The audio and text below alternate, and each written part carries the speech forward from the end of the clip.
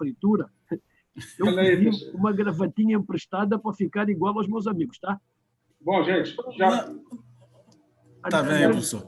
Vou só sair 2 minutos para pôr a minha gravatinha, tá? Tá bom. Nós já estamos ao vivo lá no YouTube, ok? Ó, diabo. Perfeito. Bom, então fico como estou. Professor, fica bem assim, professor. O único Pronto. que pode estar sem gravata é o professor. Com um consultor de estética como o Neto, eu estou garantido. Pronto. Perfeito, exatamente. Então, professor, gostaria de... Eu não sei se o André quer fazer a primeira apresentação do André, porque eu aqui, de qualquer forma, eu iria falar. Está me ouvindo, do André? Ou está a dizer que eu prossiga? Não, estou. Pode prosseguir. Você comanda o uso. Perfeito, então. Então, tema. A relação laboral inerente a essa realização de um contrato de trabalho, ela traz inúmeros direitos e deveres, tanto para o trabalhador como para a entidade empregadora. A recolha e tratamento dos dados pessoais é uma consequência desse contrato. Então, sendo o trabalhador a parte mais sensível dessa relação, visto ele estar em situação de inferioridade, e é uma situação que bem defendemos dentro do direito, relativamente à entidade para a qual ela presta a sua atividade, deve haver mecanismos legais para reivindicar, e ele deve gozar desses organismos legais e dos mecanismos, reivindicar os seus direitos e cumprir os seus deveres, e o que ocorre por determinação do Código do Trabalho, e eu estou a falar aqui Código do Trabalho, especificamente o Código do Trabalho de Portugal. E com a instituição do RGPD, que é o Regulamento Geral de Proteção de Dados, esclareceram-se algumas questões relativas à proteção de dados pessoais dos trabalhadores, visto que a monitorização do trabalhador deve ser realizada com ponderação e no cumprimento de normas legais. Recentemente, Portugal transpôs, né, para a sua ordem jurídica. Eu estou falando Portugal porque há tantos Portugais, né? Aí no Brasil há tantos Portugais que, enfim. Mas, recentemente, Portugal transpôs para a sua ordem jurídica a Lei 58 de 2019, de 8 de agosto, que assegura a execução a nível nacional do Regulamento Geral de Proteção de Dados da União Europeia, designado RGPD, e vem definir o regime jurídico da proteção de dados pessoais, estabelecendo novas obrigações e responsabilidades para todas as entidades públicas e privadas, e foi diretamente aplicável a partir de 25 de maio de 2018, na qual eu me lembro que estávamos eu, o professor Vera Cruz, e uma grande comunidade acadêmica, participando exatamente de um evento no auditório, no dia do lançamento do RGPD, do novo RGPD. Para falar dessa questão, rapidamente, eu vou falar aqui do artigo 4º, número 1 do RGPD. Ele definiu dados pessoais como a informação relativa a uma pessoa singular identificada ou identificável, titular dos dados. É considerada identificável uma pessoa singular que possa ser identificada, direto ou indiretamente, e em especial por referência a um identificador, como, por exemplo, o nome, o número de identificação, dados de localização, identificadores por via eletrônica, ou a um ou mais elementos específicos da identidade física, fisiológica, genética, mental, econômica, cultural, social desta pessoa singular. Temos também na questão do Brasil a Lei 13.467 de 2017, que passou a normatizar o teletrabalho no Brasil, perante a consolidação das leis de trabalho, né, incluindo na CLT um capítulo inteiro dedicado ao tema, introduzindo inovações em matéria trabalhista. Então, nessa questão digital, para falar de segurança digital, teletrabalho, layoff, segurança dos dados pessoais e a LGPD brasileira, nós temos aqui hoje a presença ilustre do senhor professor Eduardo Vera Cruz Pinto, com quem tenho a honra de partilhar. Eu gosto de dizer para as outras pessoas que ele é meu amigo, enfim, é o sentimento que eu tenho, é meu amigo, é meu mestre, enfim, gosto de me identificar como um discípulo do senhor professor, sei que a honra, lógico, é muito maior minha do que dele. Então, para conversarmos sobre este tema e outros, que o professor sempre abre um leque maior de possibilidades para falar desses assuntos, temos hoje o senhor professor Eduardo Vera Cruz Pinto, catedrático da Faculdade de Direito da Universidade de Lisboa, e temos também o doutor Ney Maranhão, que é magistrado do trabalho no Brasil, e eu gostaria que conseguíssemos organizar aí por volta de 25 minutos, 30 minutos o professor a falar e depois o doutor Ney intervém. Enfim, eu creio que vocês fiquem à vontade. Esse papel de moderador aqui, que chama em Portugal mediador, moderador, enfim, foi uma bonomia do Dom André Meira, presidente do Instituto Silvio Meira, que mais uma vez organiza uma conversa aqui, um bate-papo. Eu diria bate-papo porque eu não tenho nível para realizar um debate com grandes juristas como os que temos aqui hoje. Então, dessa forma, eu passo a palavra ao senhor professor Eduardo Vera Cruz Pinto, a quem já digo boa tarde. Aqui já são 6 horas, aí são 2 horas da tarde, né? Eu sei que alguns acabaram de almoçar e nós agora já estamos próximos ao jantar, né, senhor professor Vera Cruz? Então, a palavra é do senhor professor. Obrigado, doutor Raimundo Neto. Deixem-me dizer-vos o seguinte. Em primeiro lugar, um agradecimento ao doutor André Meira, que é um dínamo na organização de atividades luso-brasileiras e, por mau gosto dele e sorte minha, convida-me para estes seus desafios. E eu, como o André sabe, basta desafiar, respondo que sim. Não sei responder de outra maneira, aliás, ao André Meira e ao pessoal de Belém do Pará. Depois, saudar o moderador, que é um amigo e um colaborador aqui na Universidade de Lisboa e na Universidade Europeia. E depois, um abraço ao Dr. Ney Maranhão, que devia ser dado ao vivo, mas estes tempos novos de Covid, ainda por cima de 19, que é um número pouco simpático de Covid, nos impedem de estar a cruzar o Atlântico como faz parte desta imensa comunidade luso-brasileira. Também vejo pelos nomes que estão na minha tela uma série de gente conhecida. E eu queria dar um abraço muito, muito grande a ex-alunos, amigos do Amapá, de todo o lugar do Brasil que se juntaram a nós hoje. E eu não vou fazer a maldade de vos falar 25 minutos, porque se acabaram de almoçar, adormecem fazendo a digestão.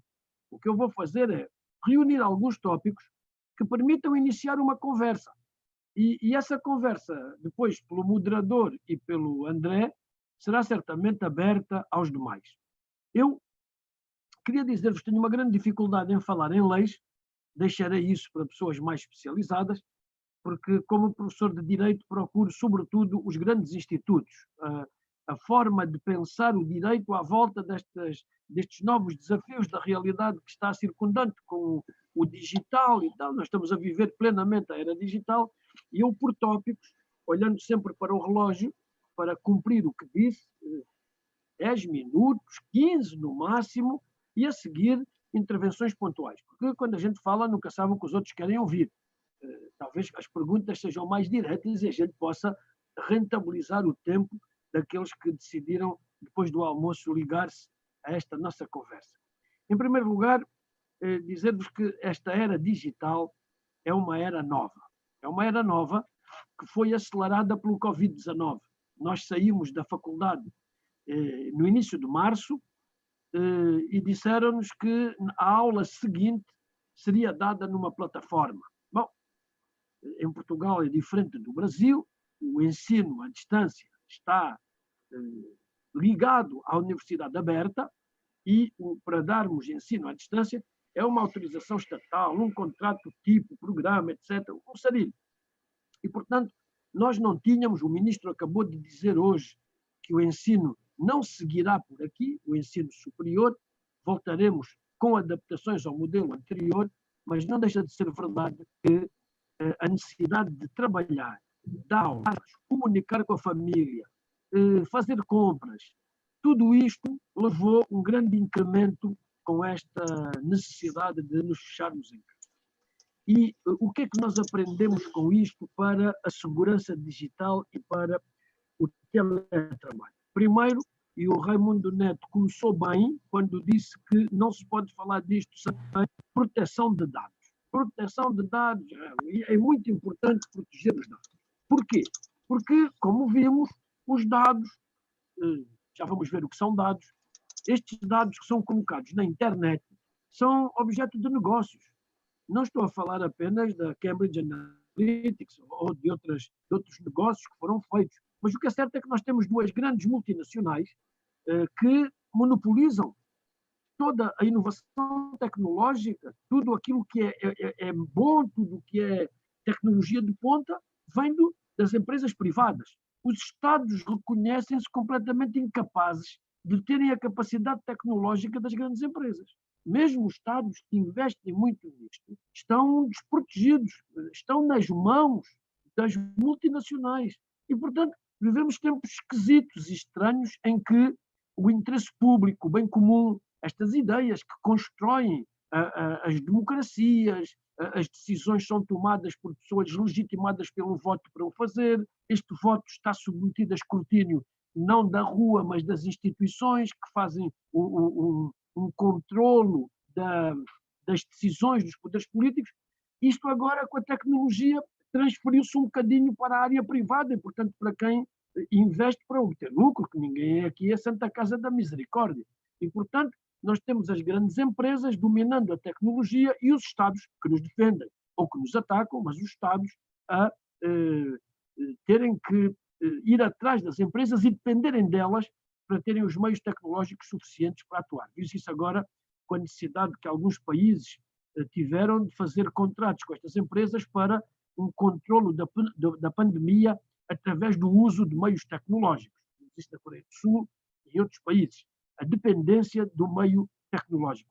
Alguns países europeus quiseram fazer controlo de infectados através de reconhecimento facial e de outro tipo de tecnologias e as empresas privadas, pura e simplesmente, disseram que não estavam disponíveis para isso. E, portanto, nós temos aqui um primeiro ponto que é, se falar-se de segurança informática, não se fala disto senão através do Estado. E aqui, segundo ponto, uma diferença de mentalidade muito grande entre a Europa e as Américas. Pelo menos a América do Norte, na medida em que, como lembrou o Neto, o regulamento europeu e as leis a que os Estados europeus estão obrigados a fazer para seguir o regulamento comunitário são leis onde esta questão é muito sensível. As empresas recuam face ao cidadão e ao Estado. E, portanto, os interesses políticos, os interesses da política, da cidadania, estão muito mais presentes naquilo que é ou não é permitido fazer-se. Logo, qual é o problema fundamental? É este. Se os dados são coisas que eu coloco na net, para comprar um livro numa editora, ponho o meu cartão de crédito, ponho a minha direção, etc. Ponho outros dados que me pedem. Alguém lá, com o uso do algoritmo da inteligência artificial, cruza os dados e faz um perfil meu. Hoje em dia, creio que todos os que estão a ouvir-me sabem isso e, portanto, peço desculpa apenas pela lembrança, há possibilidade de eu ter uma vida digital depois de eu morrer. Imaginem vocês que uma empresa, usando um algoritmo, recolhe 25 anos de intervenções minhas na internet, conferências, aulas, livros publicados, artigos, etc., coisas deste tipo, juntam tudo, eu morro, 20 anos depois alguém pergunta ao Vera Cruz Digital qual é a sua opinião sobre um facto que aconteceu ontem. E eu, 20 anos depois, opino. Isto é de uma coisa que, do ponto de vista de uma pessoa média, eu diria até um bocadinho normal, não deixa de ser assustador. E, portanto, a vida da pessoa digital, depois da morte física, dá cabo de uma série de dogmas jurídicos, que a personalidade jurídica acaba quando eu morro, quando é que eu morro. Aqui em Portugal morremos por portaria do Ministro da Saúde. É muito triste morrer por portaria, ao menos uma lei, que diabo, para nos dar aqui alguma dignidade humana. Mas, voltando à vaca fria, como se usa dizer aqui, a ideia de haver um conjunto de dados que eu apresento para comprar, para fazer, nunca esperando que isto seja cruzado da forma que depois é. E é cruzado. E já não se fala de coisas que se falava há 20 anos, há 10 anos. Ai, que estão a cruzar as coisas e agora marquei um bilhete para o Brasil e aparecem-me aqui 50 companhias e agências de viagens a dizer viaja para o Brasil, eu sou mais barato, eu sou mais atrativo, o meu avião é melhor, tenho isto e aquilo. Não é isso já, não é só o negócio, é pior. É condicionarmos gostos, é tornar-me uma pessoa completamente previsível. Eu sei que isso é o sonho de qualquer sociólogo, é transformar a sociologia numa ciência pela estatística, não é? Houve 10 portugueses e sabe como votam 10 milhões. Bom, isso só prova que nós estamos a ficar muito pouco humanos e livres nas nossas escolhas e muito condicionados e previsíveis por aquilo, pela forma como vivemos, por aquilo que dissemos antes, etc. Portanto, segundo ponto, a dependência do Estado relativamente às empresas e depois o uso dos dados como mercadoria, para venda, para negócios, etc. Eu não queria entrar muito nisto da segurança digital, ia deixar mais o aspecto do teletrabalho para o Dr. Ney, mas não queria deixar de dizer o seguinte: o que é a segurança digital? Para ser levada a sério. A segurança digital começa na higiene digital. Portanto, essa coisa de, é uma pessoa segura. Não, a pessoa, para ser segura, tem que cuidar de si própria, tem que estar em forma, tem que seguir uma série de regras que a mantenham em forma relativa. Se for preciso correr para apanhar o autocarro, se for preciso resistir a uma doença que lhe tira peso, se for necessário... Bom, enfim, as defesas. Em matéria de segurança informática, a primeira defesa é, naturalmente, a higiene. E o que é a higiene? É saber com que computadores eu conto, estou conectado com quem me pode infectar informaticamente falando com um vírus, que conjunto de boas práticas é que eu devo seguir para me defender deste espaço partilhado por todos, onde nós entramos quando abrimos um computador. As questões da privacidade, quando eu abro, agora ali atrás está uma estante branca com livros, mas imaginem que alguém maldoso vai ver exatamente que imagens estão ali, que livros é que eu leio, etc. O Vera Cruz é um plindérico, lê livros horríveis, não é? O homem tem um gosto esquisito, tem uma máscara pendurada e tal, quando sai à rua tem uma máscara, e a máscara é horrível. Bom, pode-se fazer o que se quiser, abrindo a câmara. Então, agora que os miúdos, os filhos, têm aulas, e cada um deles abre o computador e vê-se o quarto da criança, e logo a seguir ele anda com o computador na mão para perguntar ao pai uma dúvida que tem, e lá vem a câmara aberta e passa pelas coisas todas que a casa tem, uma casa da burguesia, com um gosto, quando se trata de coisas minhas, certamente péssimo. A mãe tem um bocadinho mais de boa sorte nisso, porque tirou a licenciatura adequada, mas eu tenho um gosto vulgaríssimo, ainda gosto de azulejos e coisas do género. Posso ficar eu exposto nas minhas opções? Onde é que está aquela ideia de que a casa é o meu último reduto, onde até um oficial de justiça para entrar tem que ter um mandato, onde eu não posso ser preso de noite, a não ser se vive em ditadura? E, portanto, a casa que é o meu último reduto passou a ser devassada por uma camarazinha que está para aí alguns e que permite que vocês me vejam. Portanto, um conjunto de boas práticas a seguir para uma higiene informática e digital adequada é fundamental. E mais, isso não se consegue só com conversetas de refeição com a família.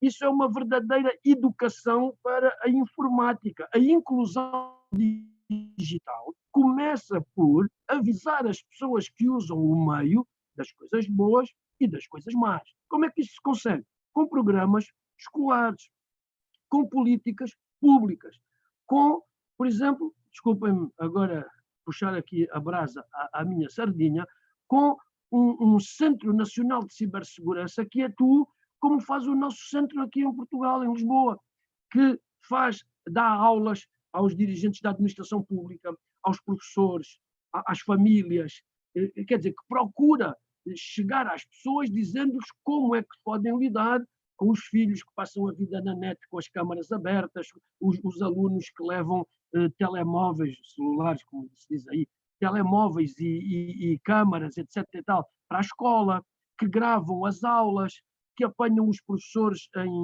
em situações comprometedoras, enfim, todo este tipo de coisas que se fazem com o meio audiovisual, através da internet, etc., de uma coisa que é feita no momento e que, portanto, coloca graves problemas de prevenção, porque na prevenção não há depois nem agora, na prevenção só há o antes, e, portanto, atuar antes, quando está tudo em simultâneo, é muito difícil.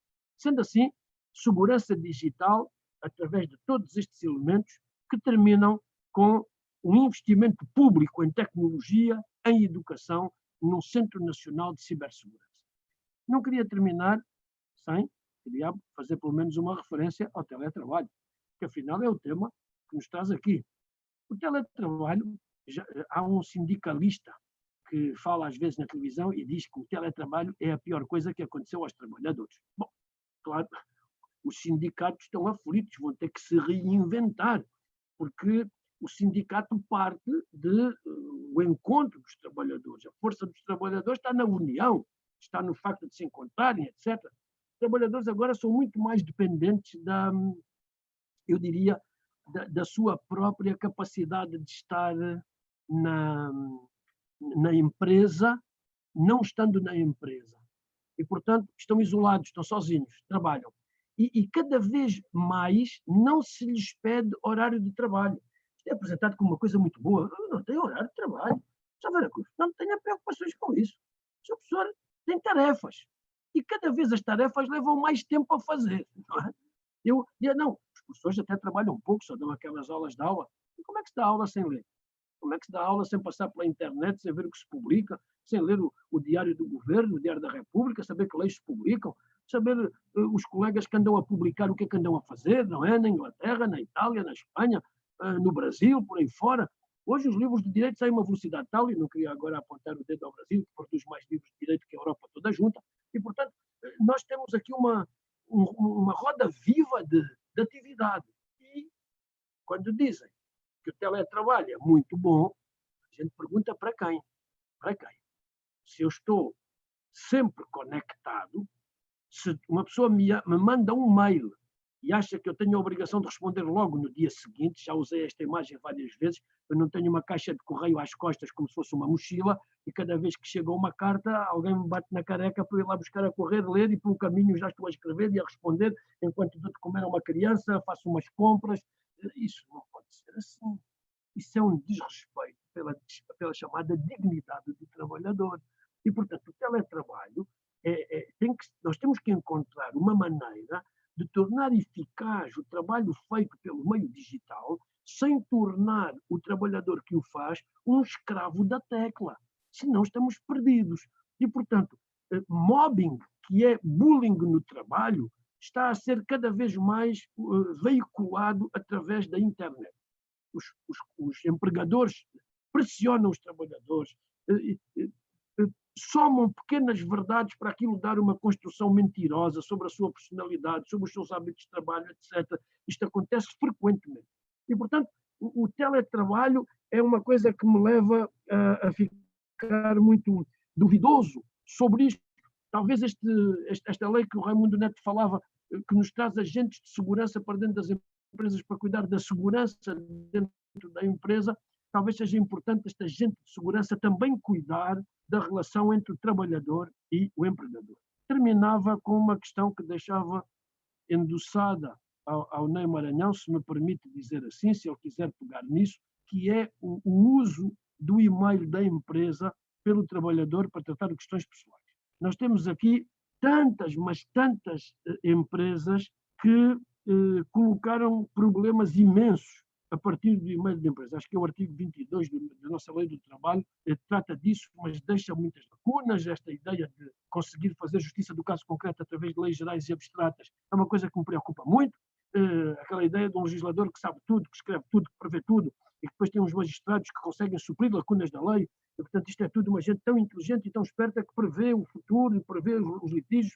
Enfim. Mas, dentro desta esteia da jurisprudência portuguesa, nós temos, de facto, problemas sérios. Porque, mesmo quando um trabalhador, contrariando as regras da empresa, regras a que aderiu quando assinou o contrato de trabalho, se ele começa a usar, não interessa por que motivo, usou o e-mail da empresa ou do departamento do Estado onde está, para uma conversa pessoal, para uma coisa que diz respeito à sua intimidade, isso não torna automaticamente a empresa, o conselho de administração da empresa, ou a hierarquia do lugar onde está, o topo da hierarquia, com a possibilidade de devassar essa informação e ter acesso a ela, e depois usar essa informação para tomar determinadas atitudes ou para chantagear o trabalhador, etc. O facto da plataforma não ser uma plataforma privada dele e dele ser responsável por usar esse meio, essa responsabilidade pode ser de todo o tipo, até disciplinar, mas nunca poderá redundar na devassa da informação que lá foi inscrita. Temos sempre imensos exemplos. Imaginem que eu sou um artista, gostava muito, mas que sou um artista reputado e que tenho um assomo de inspiração e atravesso uma vedação e num castanheiro enorme esculpo a obra da minha vida no tronco desse castanheiro. Qual é a solução do Código Civil? Claro que eu vou ter que indemnizar lá o agricultor porque dei cabo do castanheiro dele, mas aquilo que eu produzi no tronco do castanheiro tem um valor económico, um valor artístico que é muito superior a todas as castanhas que aquilo dê durante o resto da vida. E, portanto, isto ficou resolvido assim, com certeza que a obra de arte, a autoria, é do artista e não do dono do castanheiro. Portanto, a informação privada não pode ser do dono da plataforma, será sempre daquele que lá a colocou. Isto, que parece uma evidência para nós juristas que lidamos cotidianamente com isto, explicar a administradores, economistas, CEOs, como dizem agora em português, CEOs muito eficazes naquilo que fazem, é duro e é difícil. E quando há uma grande influência do dinheiro na legislação e dos interesses que o dinheiro faz girar, é muito difícil encontrarmos legislação do trabalho que seja suficientemente garantística destas regras de privacidade que constituem o âmago da pessoa humana. Portanto, claro que o tema ficou certamente para o Dr. Ney, mas eu gostei muito de dizer estas coisas porque são as coisas que pensam sobre aquilo que eu devia dizer. Dr. Neto, a palavra é outra vez sua.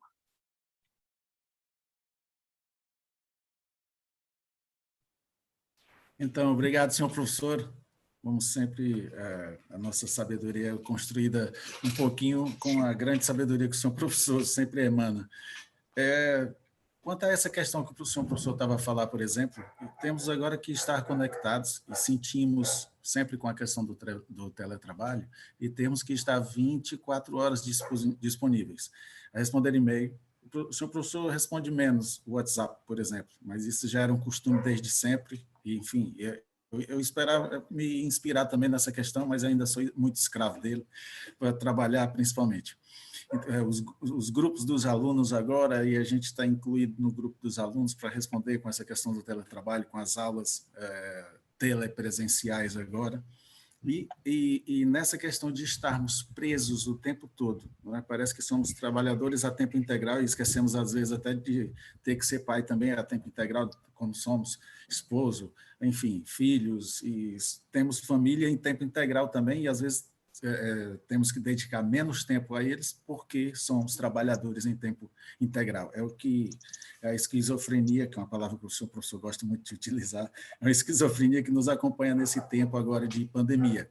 Então, passaria para o Dr. Ney, que é magistrado do trabalho, tem muito essas questões, principalmente na ordem prática, e aí perguntaria sobre a questão da Lei Geral de Proteção de Dados no Brasil, como ocorre, e outra questão também em que há uma supervisão final do ser humano sobre todo esse processo, ou, por exemplo, como participei de um debate na sexta-feira passada, na própria Universidade Europeia, organizado pela professora Cristina Caldeira, em que percebemos que no Brasil, na verdade, o controle é feito pela máquina e não há controle depois. Não há um ser humano a realizar, finalmente, a auditoria do trabalho que a máquina fez, e isso, por vezes, enfim, no Brasil é um pouco sempre mais complicado, mas também, se no Brasil a coisa fosse fácil, não seríamos tão alegres também.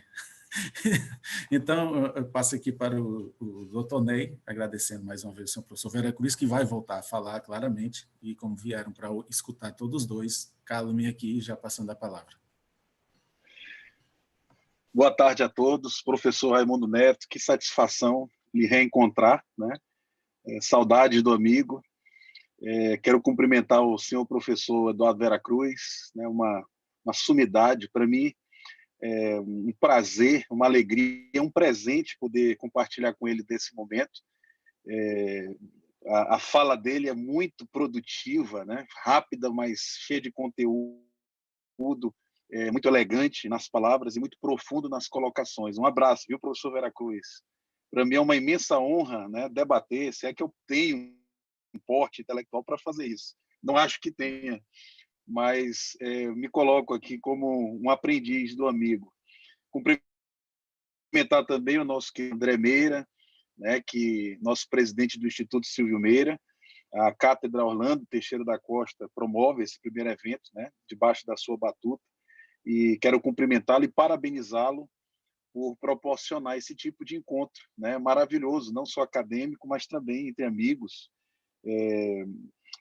poder revê-los, né, ouvi-los, é muito interessante, é muito gostoso, em razão dessa pandemia ter nos afastado a todos, né, Neto? A gente fica numa situação bem delicada. Está me ouvindo bem, Neto? Tudo bem, né? Ótimo. Bom, eu queria rapidamente fazer algumas colocações. Eu quero iniciar do mesmo ponto que o professor Veracruz colocou, no sentido de que, verdadeiramente, me parece que nós vivemos um tempo inteiramente novo. E houve, de fato, através da pandemia, a aceleração de fenômenos que, a meu ver, seriam incontornáveis. Mas essa vivência desses fenômenos, elas aconteceriam daqui a 5, 10 anos, digamos assim. Mas a experiência pandêmica e os fatores sanitários que determinaram o isolamento social e, em alguns casos, o próprio lockdown, promoveram essa aceleração. E pode ter certeza que nós conquistamos, se podemos dizer assim, Neto, professor Veracruz, nós estamos conquistando a fórceps vivências, né, nos forçando a experimentar realidades que viriam a acontecer com mais calma em 5 ou 10 anos. Os recursos telemáticos, certamente a agudização, a generalização das interações telemáticas é um fenômeno que eu acredito que foi antecipado muito mesmo. Você vê aí a telemedicina. As discussões de telemedicina no Brasil sempre foram interrompidas, né, obstaculizadas pelas confederações de medicina federal, pelos próprios médicos. Mas a dramaticidade dos fatos impuseram, inclusive, a ação de uma lei, né, a toque de caixa no Brasil, permitindo o uso da telemedicina para que se viabilizasse ou se desafogasse o sistema de saúde público e privado para o atendimento urgente e imediato por meios telemáticos das pessoas que estavam com sintomas da Covid-19. Então, você vê aí, trazido, né, do futuro, como eu disse, a fórceps, né? É uma realidade, mas é uma realidade que realmente demandou esse tipo de ação imediata no campo. Nós vemos, por exemplo, de repente nós nos vimos aulas, né, pelo e os cursos que nós tínhamos em mente e aplicávamos inteiramente reformulados da noite para o dia, em razão da necessidade de se educar através dos recursos telemáticos. Telejustiça, da mesma forma. Amanhã eu tenho audiências de conciliação através do WhatsApp, né? Nós vamos usar também o Google Meet para poder fazer.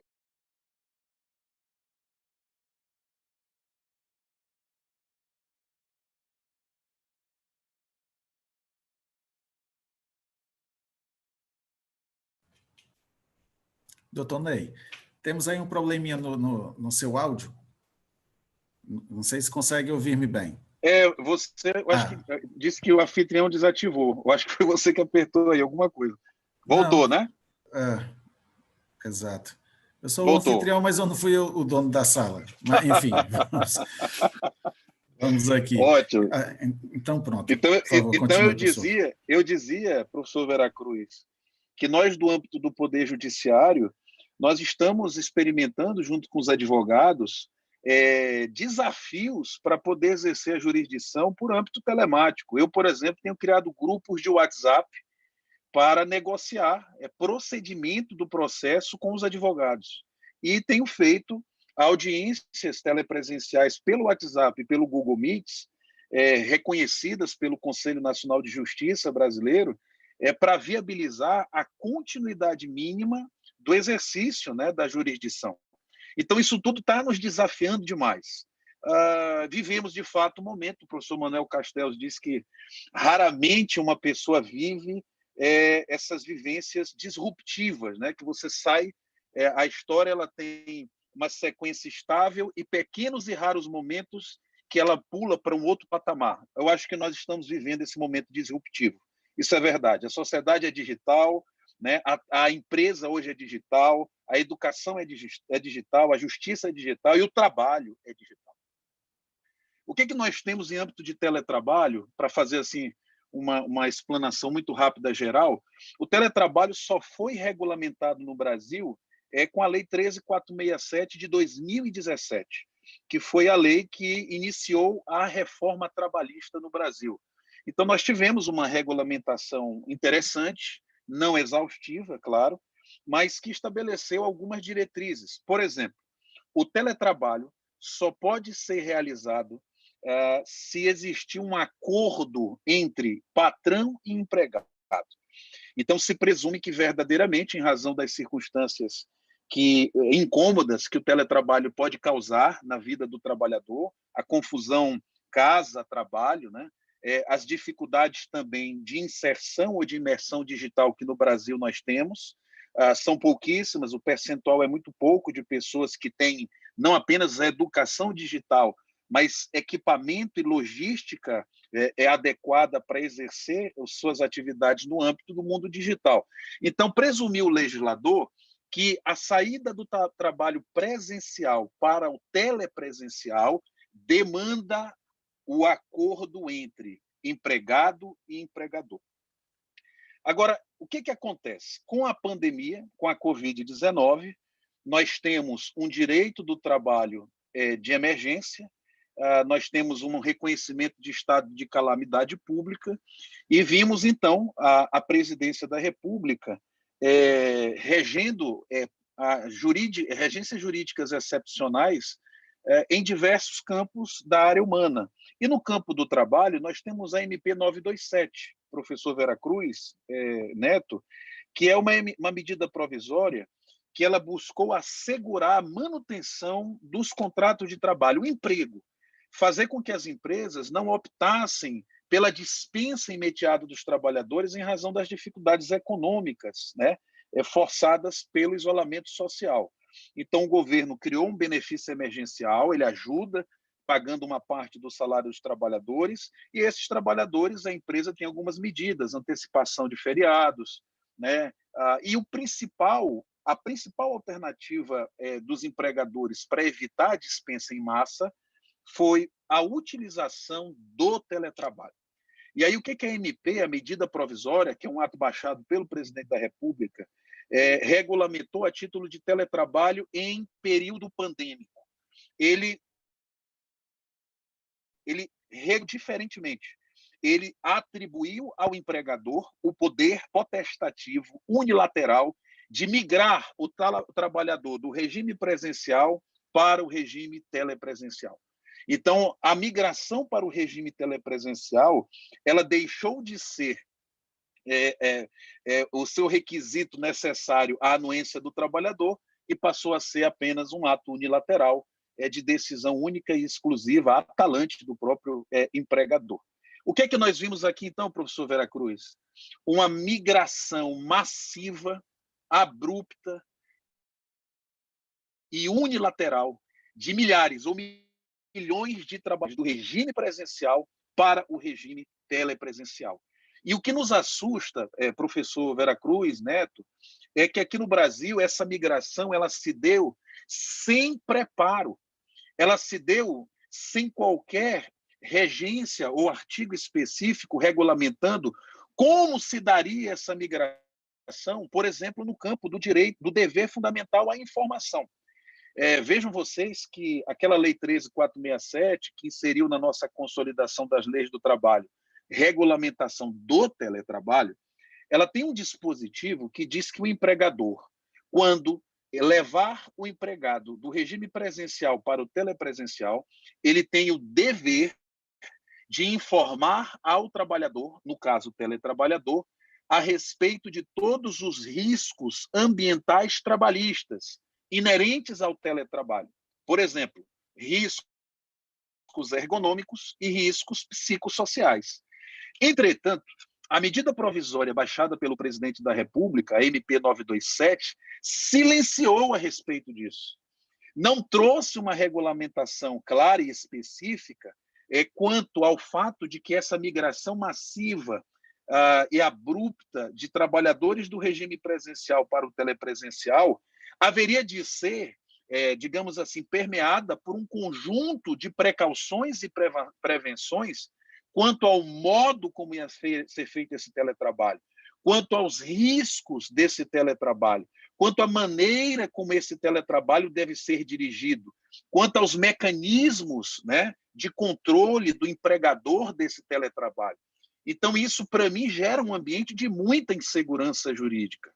E o pior, diferentemente de Portugal, professor Veracruz, André, Neto e os que nos ouvem, você já tem uma regulação jurídica de proteção de dados de 2008 já em vigência. Vocês já possuíam, né? Já tem a Carta de Lisboa, já tem a Convenção Europeia, já Exatamente. antenada com a sociedade digital. O RGPD Resguardando a apenas privacidade. substituiu tudo. O RGPD englobou tudo isso agora. Exatamente. Você já tem uma preocupação não apenas com a intimidade e a privacidade, mas vocês já perceberam o que o professor Veracruz muito bem destacou. O petróleo do século XXI são dados. Isso é usado no mercado. Isso é muito importante para essas grandes empresas, especialmente as empresas de plataforma.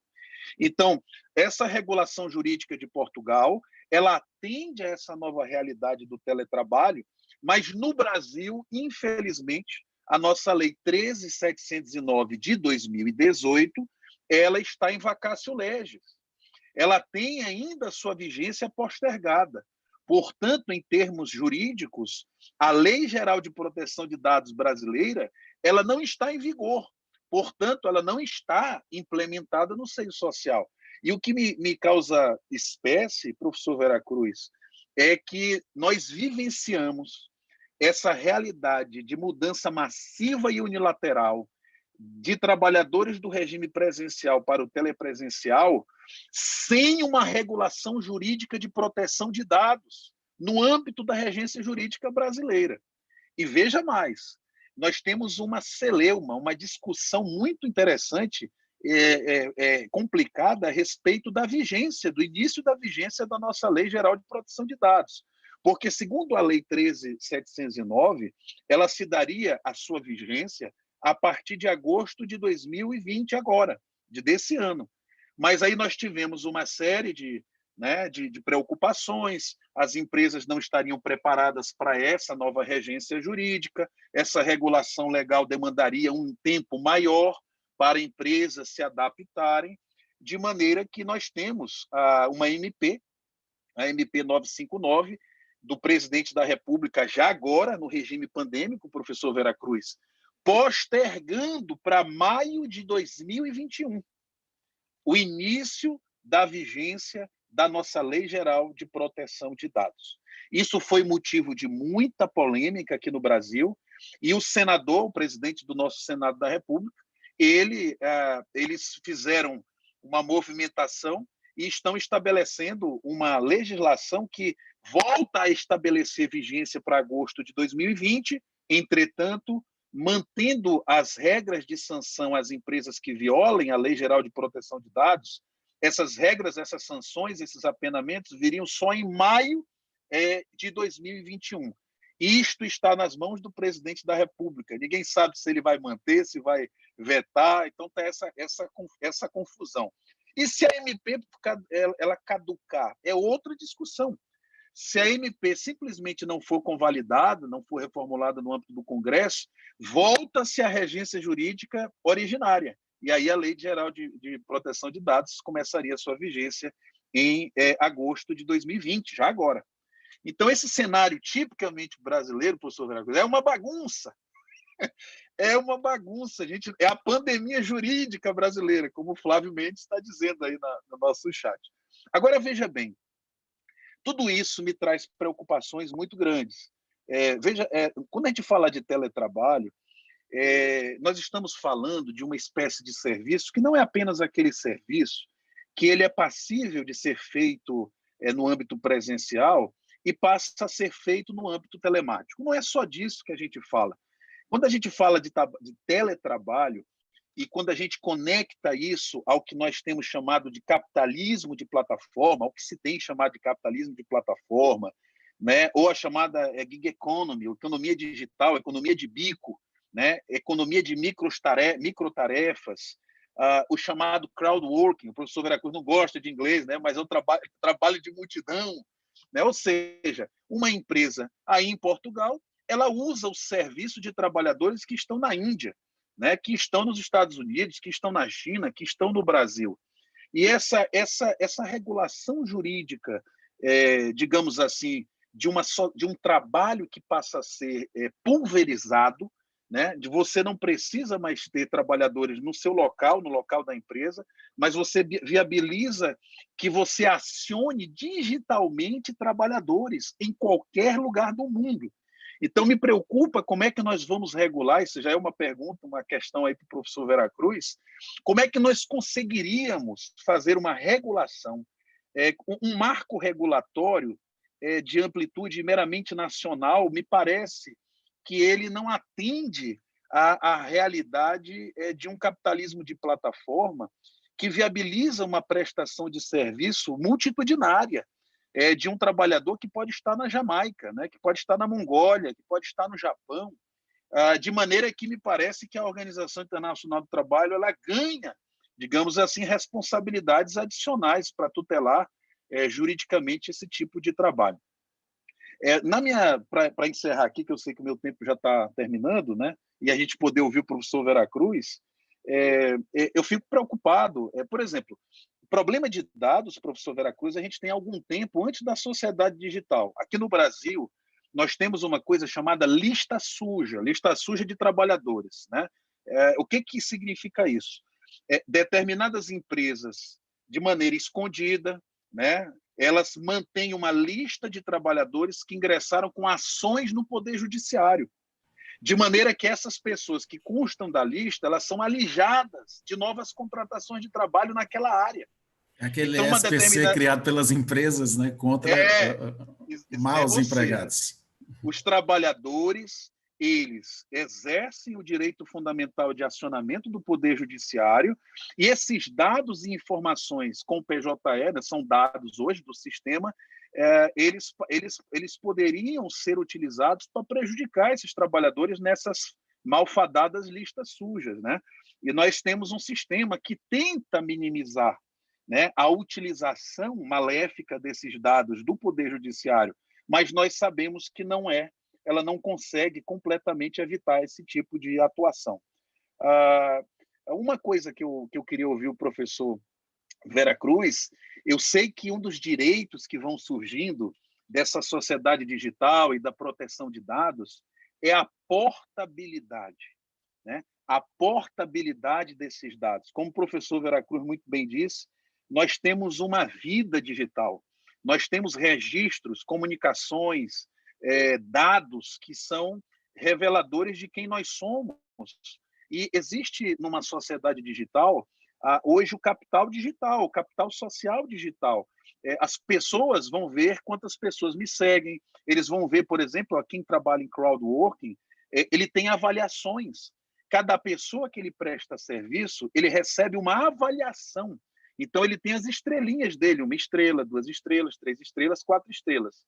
Vamos imaginar que esse trabalhador presta serviço para uma determinada plataforma e ele tem uma avaliação excepcional. O que acontece hoje se ele sair dessa plataforma e migrar para outra? Ele perde todo o seu capital digital. Ele perde completamente o que ele angariou de prestação de serviço com excelência junto a determinados grupos de tomadores de serviço.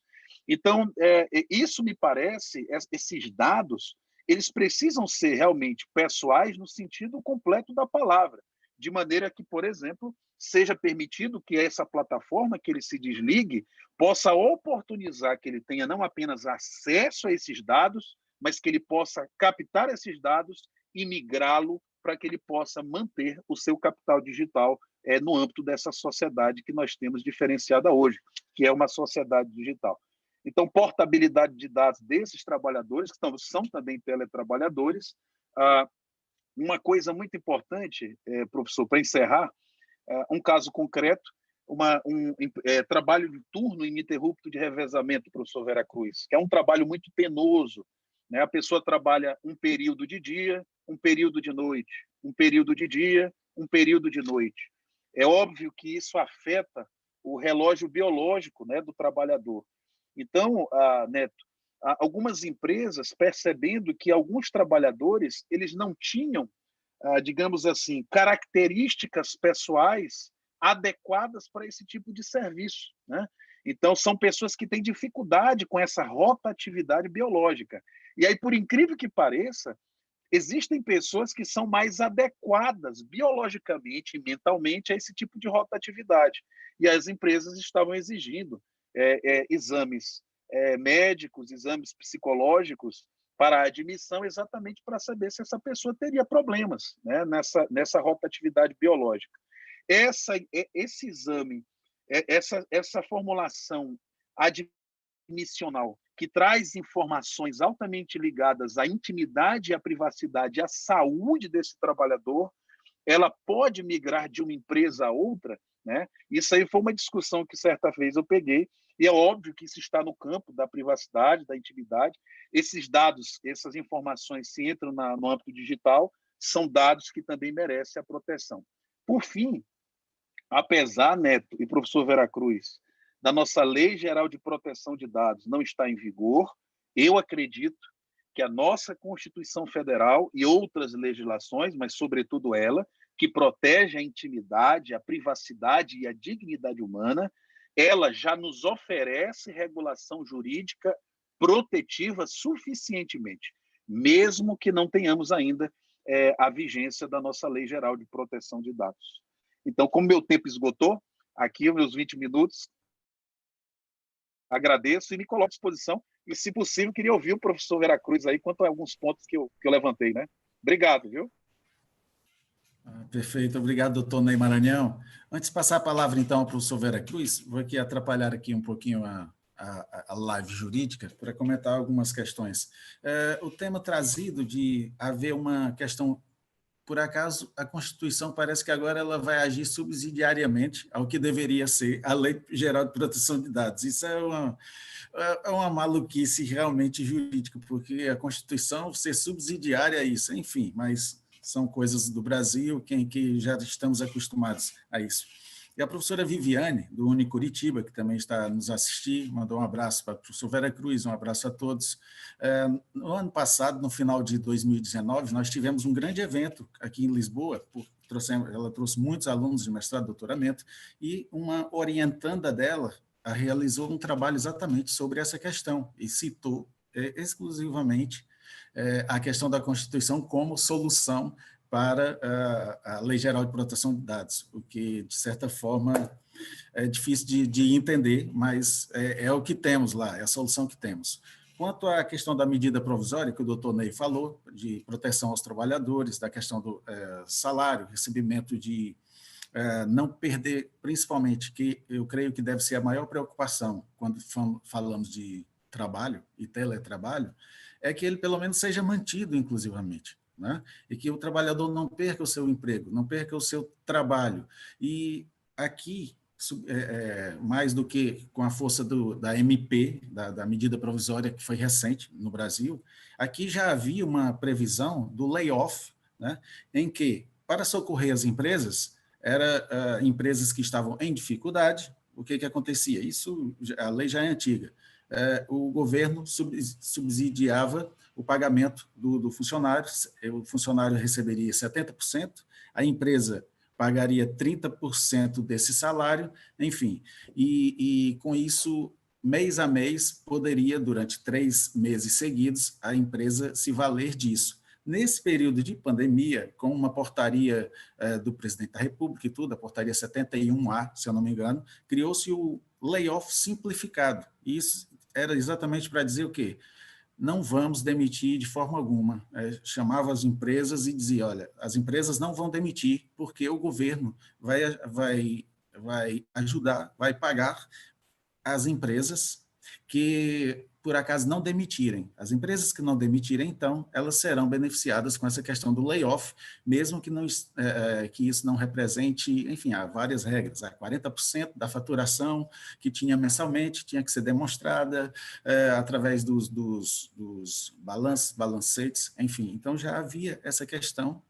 Aconteceu bem aqui, eu soube que no Brasil, de qualquer forma, os trabalhadores não acabaram recebendo o que deveriam ter recebido já, mas cá em Portugal existe também um sistema diferente do que há no Brasil, são os recibos verdes. Então, o recibo verde é a pessoa física, aqui chamaria a pessoa individual e não a pessoa coletiva ou a pessoa jurídica, como falamos no Brasil, mas a pessoa individualmente, ela pode prestar serviços e ela recebe pelos serviços prestados. Percebe? Então, é um trabalhador em que, na verdade, ele presta serviço e recebe apenas quando presta serviços. E isso é diferente. E nessa época agora, houve apoio, inclusivamente, para essa questão dos recibos verdes, aqueles que tiveram dificuldade e que não poderiam exercer, por exemplo, o teletrabalho.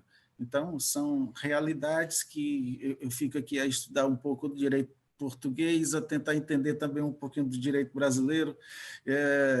Estou a acompanhar e a aprender com o seu professor Vera Cruz aqui, a dar aulas de direito empresarial e direito da família, direitos reais, e a tentar entender isso tudo, e juntamente com a história do direito português e direito romano. Então, a minha cabeça fica assim um pouco baralhada, mas também para quem já é maluco lá do Ceará, isso não fica nada mal.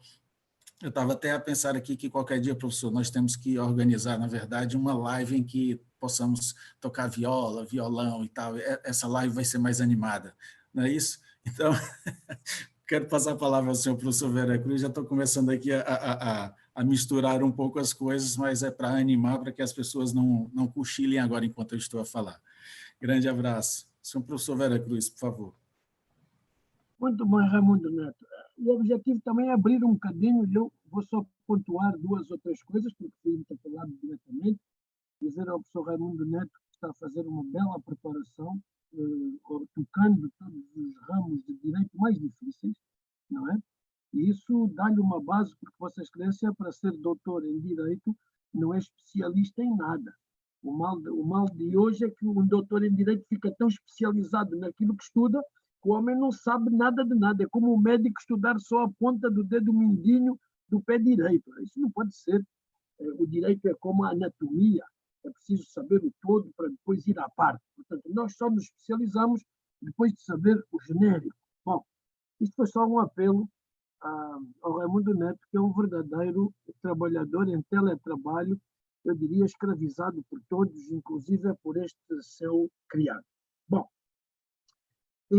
vamos ver uma coisa. Eu agradeço ao Dr. Ney a precisão com que falou e a agudeza das coisas que tratou. Eu só sei polemizar. Eu acredito que o direito é o contraditório puro e duro. E por isso, como todos sabem, deixei já escrito, eu acredito que a Constituição é um produto da história e, como produto da história, desaparecerá ou ficará como mais um texto, Declaração do Cidadão da Revolução Francesa. Vamos ter aí muitas constituições como textos históricos, porque disseram que a Constituição era a última Coca-Cola do deserto e, quando chegou a seca, não nos deram para beber dessa Coca-Cola. Aqui a crise de 2009 foi bastante séria e quando os trabalhadores disseram que tinham direitos que estavam a ser ultrapassados e que a Constituição garantia, que era o último reduto dos fracos, disseram não há dinheiro. Qual destas 3 palavras o senhor não entendeu? Não há dinheiro. Descobrimos depois que havia dinheiro para os que estavam a dizer a frase, mas não para os outros. E, portanto, tudo é uma questão de opção. Eu não acredito em constituições salvíficas. Acredito numa Constituição como um texto legal, mas não como um texto confessional. Não há nada mais profano que uma Constituição. O que é que acontece?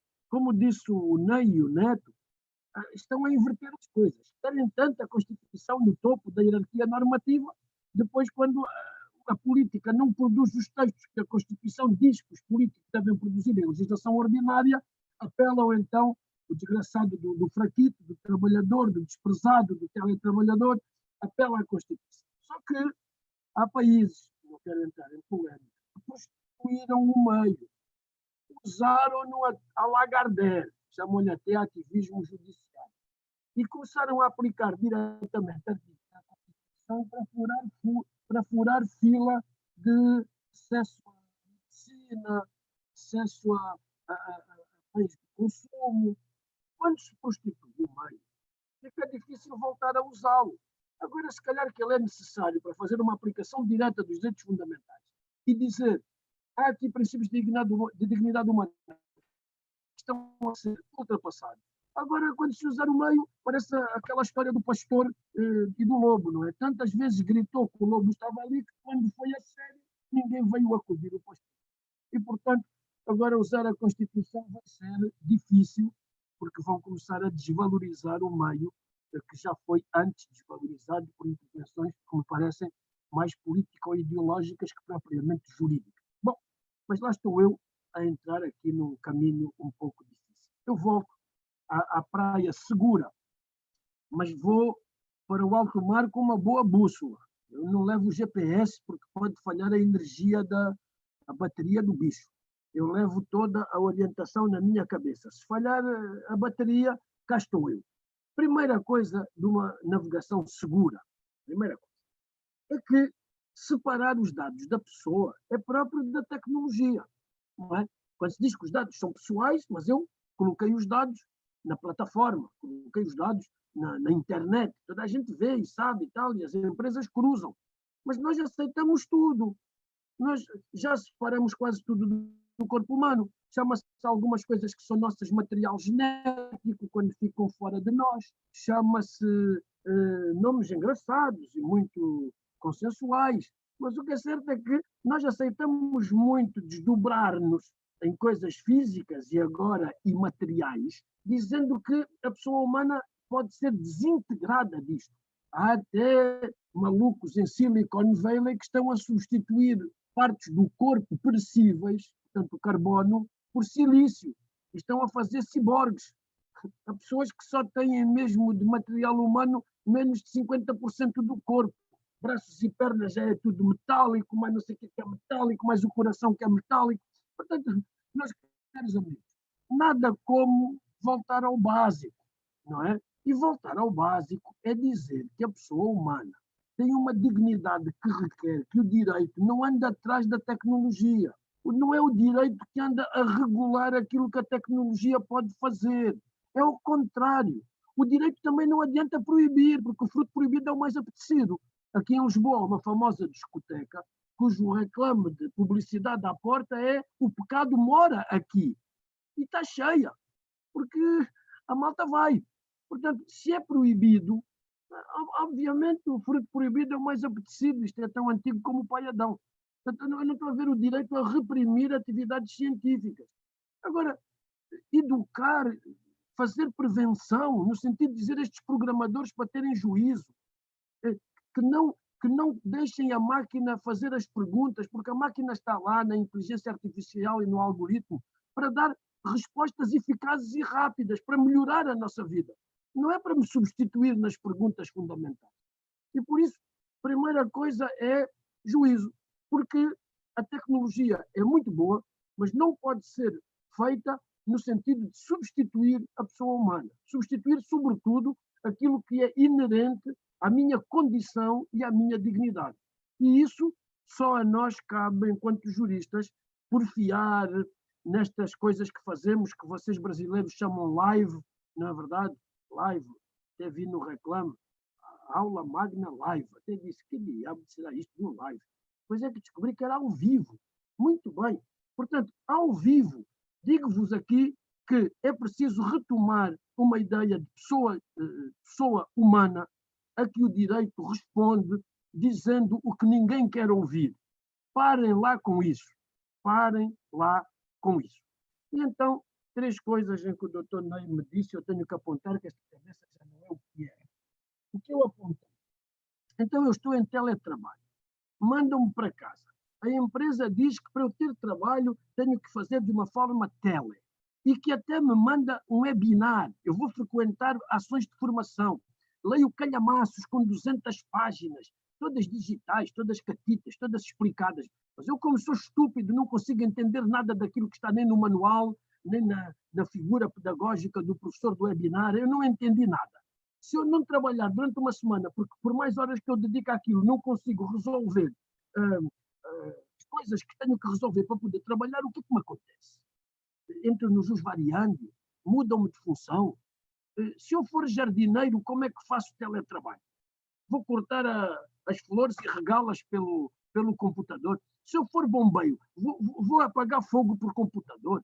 Que raio de coisa é essa de agora dizer que tudo vira teletrabalho? Para aqueles que podem fazê-lo, parabéns. Para aqueles que não podem, é preciso haver soluções e mais. E para aqueles que não querem.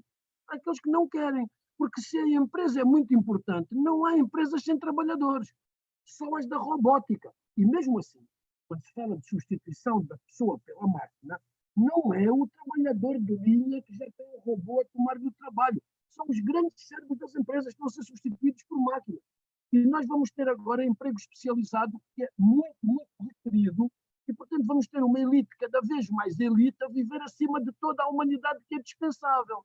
Não foi isto que no século XIX levou aos movimentos sindicais. Não foi dizer que há muitos trabalhadores, você ou aceita trabalhar nestas condições com este salário, eu dou um chuto aqui no sítio que eu cá sei, e vocês também, e eu contrato outra pessoa, porque cada um que quer trabalho, há 10 que estão à porta à espera da oportunidade para trabalhar. E ninguém pode estar sujeito a trabalhar apenas quando o empregador lhe diz isto é assim ou acabou, eu despeço. Essa ideia do layoff que o Neto referiu há pouco é uma ideia que se destinou aqui em Portugal à economia social. Não foi para o Estado intervir na economia. Não foi para ter empresas subsidiadas pelo Estado. Pelo contrário, nós sabemos o preço social que pagamos se viermos para o desemprego, como aconteceu nos Estados Unidos. 30 e tal milhões de desempregados a pressionar as estruturas políticas e sociais e se calhar a cair na demagogia dos anos 40, 30, 40 nos Estados Unidos. Como toda a gente sabe, a que é que levou o McCarthyismo e outro tipo de movimentos na América. E, portanto, nós sabemos o preço social do desemprego. E não estamos dispostos a ir para isso. Portanto, não é para apoiar empresários, é para apoiar trabalhadores. Não há uns sem outros. E isso tem que haver um certo equilíbrio. Portanto, acho que o trabalhador ir para casa trabalhar requer muita atenção à proteção dos trabalhadores. Proteger as empresas sempre, proteger os trabalhadores, porque a relação é desequilibrada, como sabemos. Sabemos que houve excessos. Há um professor de direito do trabalho aqui em Lisboa que escreveu umas lições a dizer que é mais fácil divorciar-se que despedir um trabalhador. E, de facto, mostrou a saciedade pelo tempo que levou a fazer uma coisa e outra. Não sei se entrou em acordo com a mulher, se isto era uma experiência efetiva, mas ele foi divorciar-se e tinha trabalhadores numa empresa. E o que é certo é que ainda anda com os trabalhadores a tiracolo e já vai na terceira mulher. E, portanto, há uma diferença acentuada, por vezes, na forma como vemos estas coisas, mas, brincadeiras à parte, o trabalhador é a parte mais sensível da relação laboral. Portanto, muita garantia. E depois, outra, a função. Eu não tenho só funções, eu tenho funções que executo naquele horário. Eu trabalho das 9 às 5 da tarde. E quando eu trabalho das 9 às 5 da tarde, ninguém tem o direito das 5h30 me telefonar a dizer: oh, Vera Cruz, venha aqui à empresa, fundiu-se um fusível. Quando nós estamos numa situação de debilidade, sobretudo em períodos experimentais, para saber se vamos ou não assinar um contrato, nós somos praticamente uma mercadoria, não valemos nada. Temos que ser simpáticos para o trabalhador, estar sempre disponíveis, somos os maiores. Havia aqui um banco em Portugal, que era o BCP, onde o dono do banco diz: os meus trabalhadores são extraordinários. Às 5 horas acabou o horário de trabalho, até às 8. Por quê? Porque o homem despedia que se fardavam, não é? Os trabalhadores tinham que ser simpáticos, senão nunca mais. O nosso ditador antigo dizia: quem não consegue trabalhar das 9 às 5 para fazer tão pouco, também não me interessa para trabalhar depois das 5. Não é? As pessoas têm tarefas para fazer naquele horário. Ninguém pode mandar fazer tarefas de 24 horas em 8. E, portanto, quando o trabalhador tem horário de trabalho, é uma segurança para o trabalhador. Eu faço isto neste tempo. E depois há a vida da família. Aqui em Portugal, o Neto sabe isso, partamos de discutir. Então, eu tenho 4 filhos. Todos têm aula na plataforma. Todos têm que ter internet, todos têm que ter computador. Eu tive que investir imenso a comprar um computador para cada um, internet, reforçar a internet da casa, reforçar a energia. O diabo a 4. Eu estou a trabalhar, os meus filhos estão a ter aulas, eu preciso de ajudar os meus filhos depois nos trabalhos que eles fazem, mas quando chega a altura de ajudar também estou a trabalhar, e depois preciso de jantar, mas, por exemplo, aqui são 7 horas e 10 minutos. Às 8 horas, 8 e meia, as famílias jantam. Imagina que a nossa conversa, por qualquer azar do destino, se prolonga para as 9 e tal. Eu aí já não janto com a família, como é evidente, não vou deixar-vos aqui a falarem e eu vou-me embora. Até porque gosto de ficar até ao fim em tudo o que me meto. Diz o meu pai que quem não pode acabar um trabalho é melhor não começá-lo. E, portanto, cá estarei. Mas implica que eu tenha que revelar aspectos da minha intimidade. Vocês já ficaram a saber a que horas se janta cá em casa. E outras coisas do género. Dirá, mas alguém me perguntou isso. Não, mas eu tenho que me justificar porque eu me vou embora. Porque sou desrespeitoso para convosco ou porque tenho uma coisa mais importante para fazer. Portanto, reparem, quando se começa nisto, câmara aberta, voz aberta, tratar pessoas que a gente conhece mal como amigos de sempre, fazer confidências, tudo isto é um mundo muito novo, tudo isto deslocalizou-nos. A universidade era um encontro de pessoas, o Bar do Pedro era uma instituição. Nós fazíamos cadeias de conhecimento com os nossos abraços. E agora o que é que nós fazemos? Nada. Nunca a universidade foi tão importante como agora e fecharam-na com essa brincadeira do medo da pandemia. Fechem as aulas, mas deixem os académicos frequentar as bibliotecas e os lugares do estilo. Mas isto era a primeira coisa. Nas outras duas vou ser gráfico, senão chapéu. Estou eu aqui a fazer a figura do que fala sem sentido. Eu não queria comissão, eu ia falar da Comissão de Proteção de Dados, mas já nem corro esse risco. É que nós aqui em Portugal também temos uma Comissão de Proteção de Dados, além do Centro Nacional de Cibersegurança, temos uma comissão. Eu, se quiser pôr uma máquina, ainda agora, uma autarquia local, uma Câmara, quis colocar, um município, quis colocar câmaras para segurança da população numa rua e tal, e o que é que havia de melhor? É preciso pedir à Comissão de Proteção de Dados. Toda a gente pensou, Londres tem a maior democracia do mundo. Dizem até chegar este senhor, mas a maior democracia do mundo e tal, mais antiga, mais estruturada, tem câmaras em todo lado, a polícia apanha os bandidos todos, etc. Porque Portugal é um paísito, pequenito, né, irresistente, já dizia o velho Estrabão, é uma gente que não se governa nem se deixa governar, são horríveis aqueles livros. E, portanto, uma câmara que o homem ia apontar para a rua principal, onde há muito carteirista, a polícia estar atenta e dar uma palmada no bandido. E a Comissão de Proteção de Dados disse nem pensar, porque para cada bandido que você apanha 10 infiéis à esposa e apanha mais 4 pessoas que saíram do trabalho e disseram que lá estavam, deixaram o casaco e disseram venho já e foram comer um pastel de moinho. Para cada pequena prevaricação, há uma Câmara que nos apanha, não é? E por isso a Comissão de Proteção de Dados disse que reduzir-nos a uma expressão pública de imagem é tirar-nos toda a dignidade, porque o princípio da dignidade é exatamente o princípio da prevaricação. Mesmo que depois sejamos apanhados, que graça tem a vida sem uma pequena prevaricação, criado. E, portanto, há na Comissão de Proteção de Dados a ideia clara que nós temos todos os juristas, de que há coisas que valem a pena e há coisas que não valem a pena.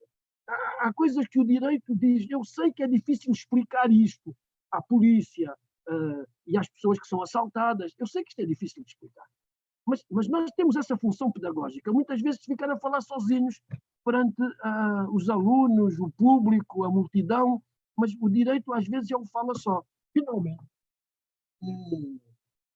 a aplicação direta dos direitos fundamentais, direito da concorrência. Aqui na União Europeia, essa coisa da lista suja para já era impossível. Isso era um crime, sabe, o Neto que estuda essas matérias também cá, seria um crime.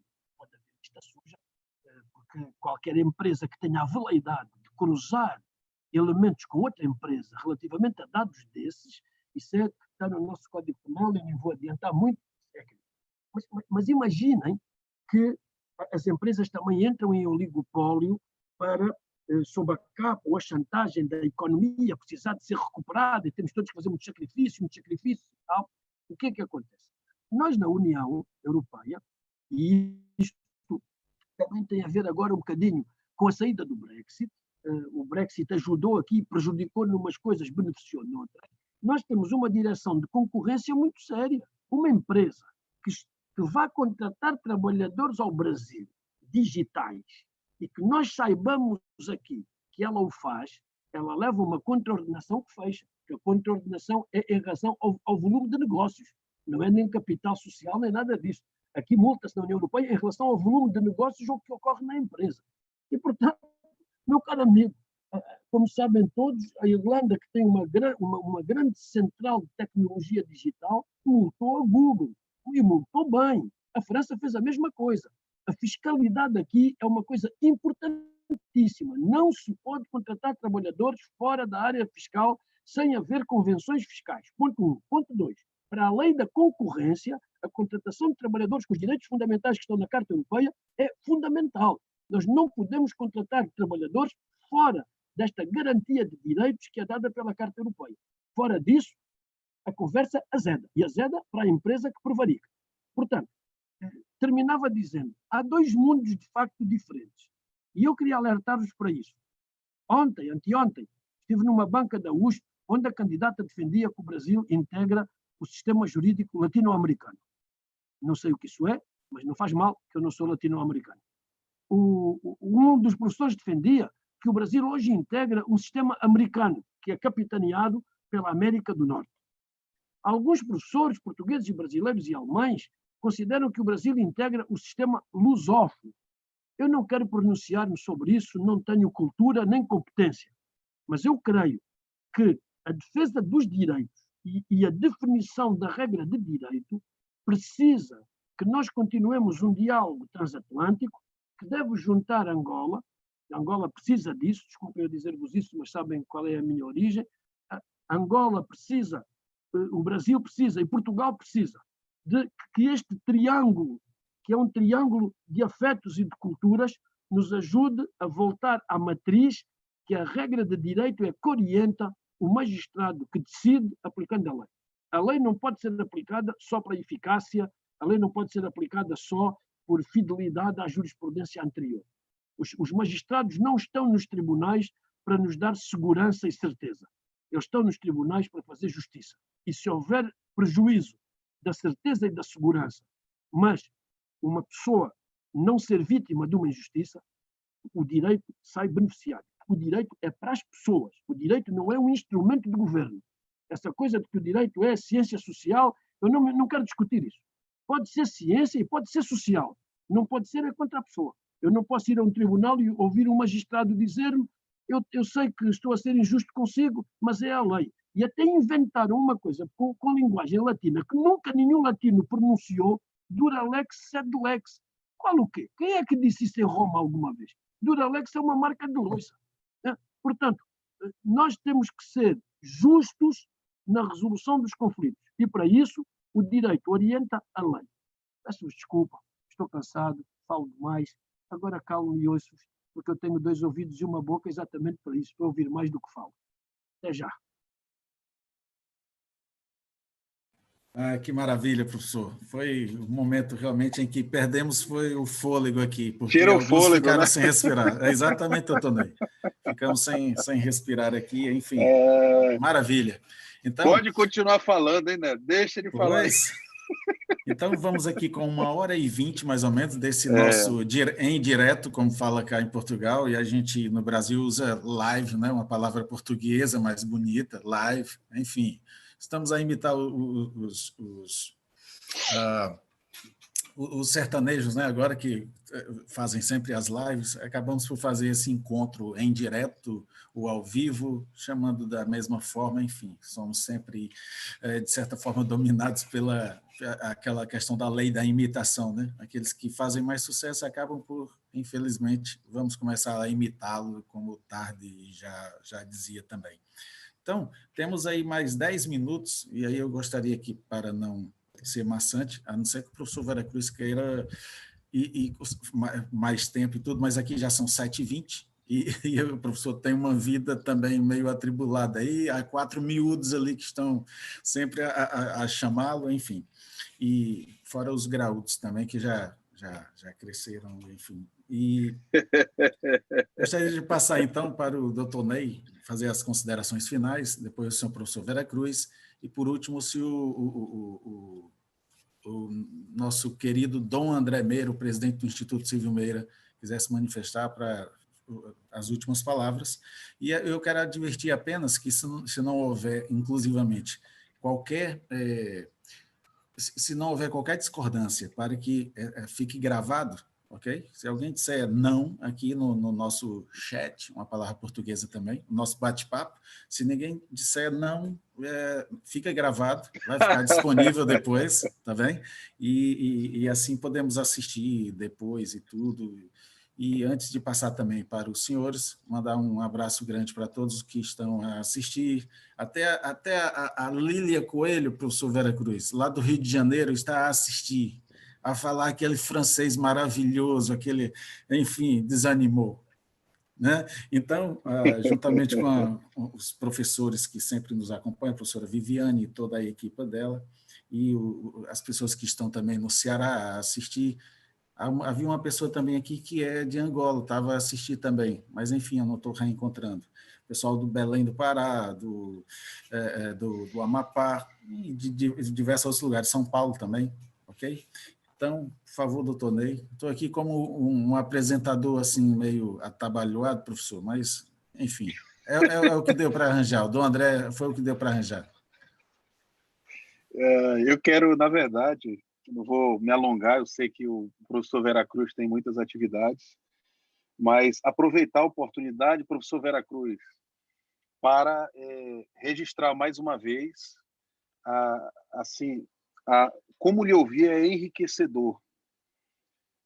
A sua explanação ela é de tirar o fôlego, como disse o nosso amigo Raimundo Neto. E o que me chama a atenção é a sua preocupação de através do seu discurso multicultural, né? É um catedrático no sentido da palavra mesmo, né? É uma biblioteca ambulante, né, Neto?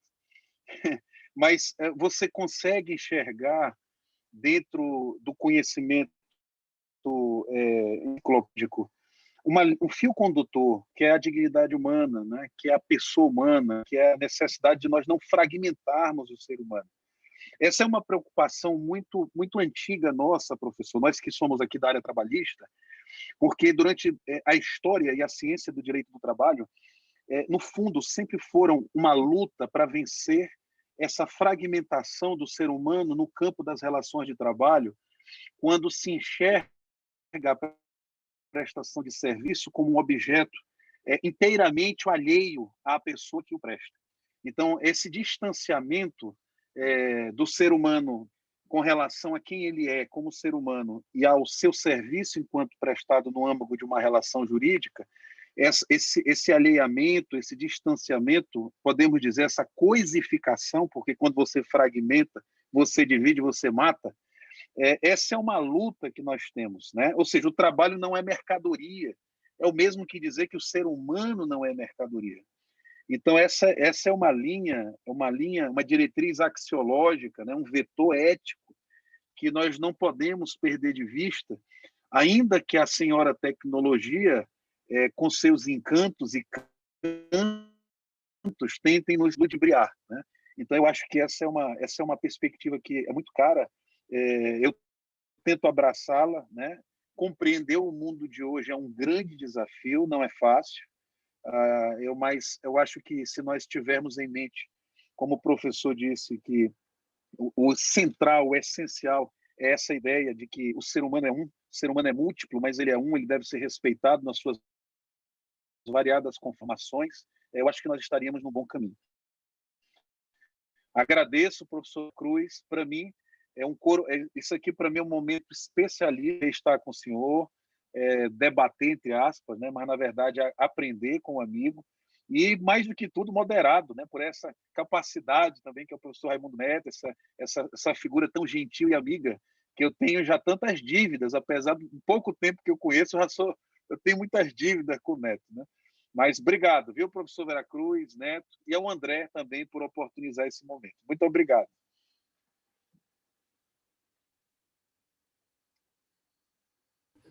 Obrigado, doutor Ney Maranhão. Abraço a toda a família também, a querida Jafrane, os filhos, enfim, tudo de bom para vocês. E aqui, passando a palavra ao senhor professor Eduardo Veracruz, eu creio que o dom André Meira abriu o microfone aqui, não sei.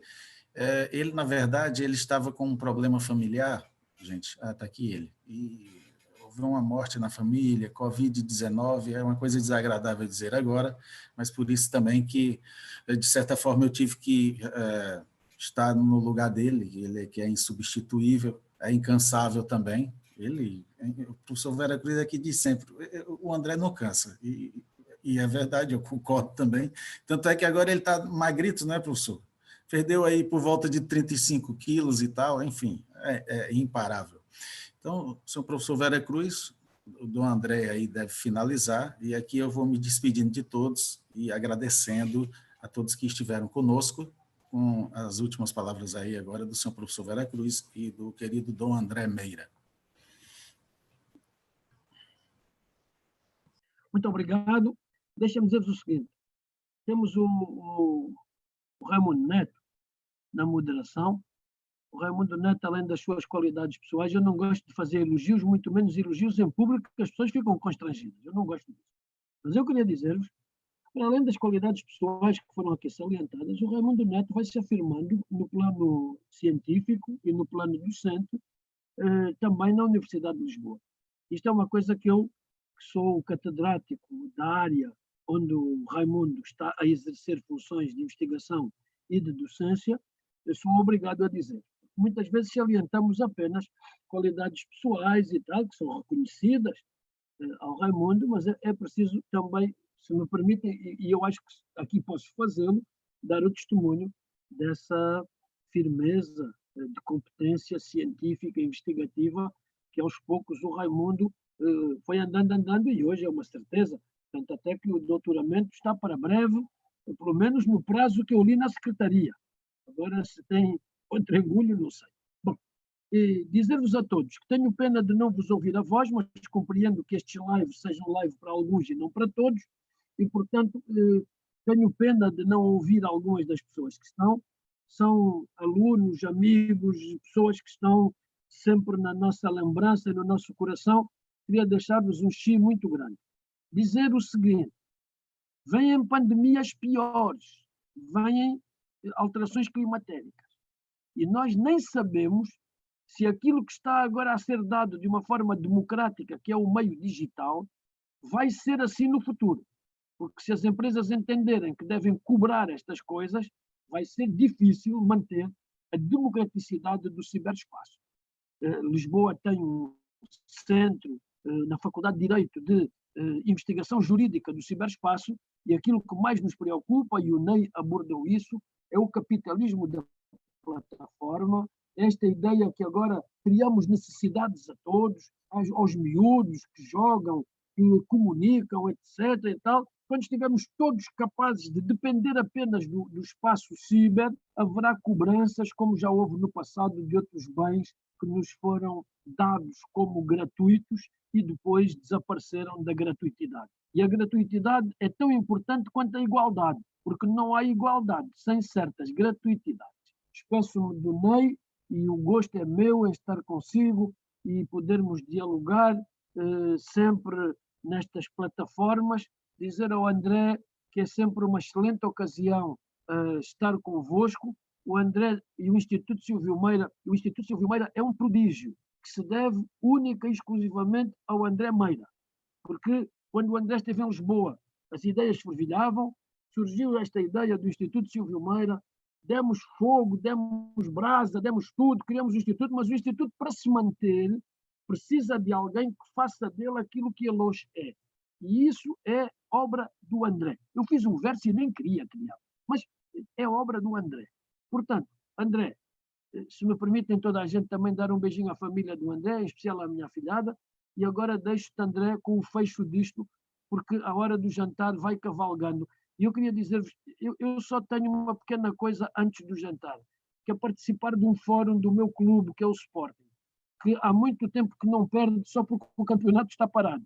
Senão, havia de ser o fim do mundo. De maneira que eu tenho mesmo mais 10 minutos, 15 para as 8 daqui, eu tenho uma ligeira conversa com o pessoal do meu clube para a gente ver se acende uma vela desta vez e com um campeonato assim, em moldes muito diferentes, a gente consegue pelo menos arranjar uns pontinhos que não consegue jogando a bola. Né?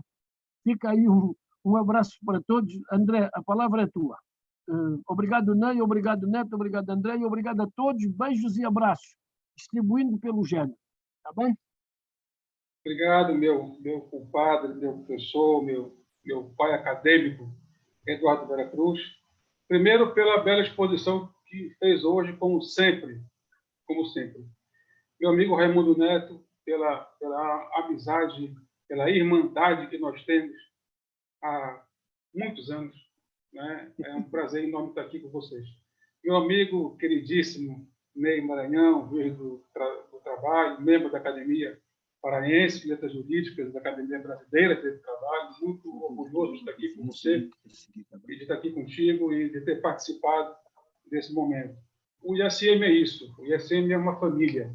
A família que nasceu em Lisboa, cresceu, só faz crescer com os amigos que nos abraçam, os amigos que nos abraçam presencial e virtualmente e academicamente.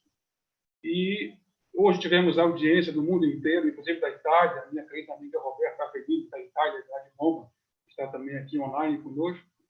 E esse ano fomos atingidos pela Covid também, como todo mundo. Tínhamos o nosso congresso em Roma, tínhamos o congresso em Lisboa e na Espanha, que nós iremos realizar de qualquer maneira, presencialmente, quando for um momento seguro, logicamente a todos, mas eles vão acontecer de maneira presencial, isso eu não abro mão em hipótese nenhuma, porque eu quero revê-los o mais breve possível.